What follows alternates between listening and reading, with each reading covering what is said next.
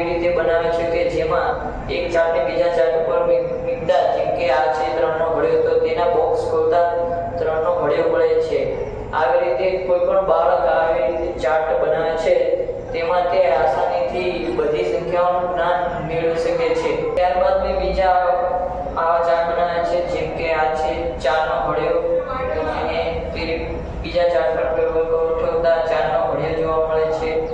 ત્યારબાદ આવી રીતે મેં 1 થી 10 સુધીના વર્ગો બનાવ્યા છે, જેમાં 1 નો વર્ગ 1, 2 નો વર્ગ 4. આવી રીતે અલગ અલગ ચાર્ટ પેપરો બનાવવાથી કોઈ પણ બાળક કોઈ પણ સંખ્યાઓ, વર્ગો, ઘડિયાઓ તે રમતા રમતા પણ તેનો આસાનીથી સંખ્યા જ્ઞાન વધારે મેળવી શકે છે અને અલગ અલગ સંખ્યાઓ શીખવા મળે છે.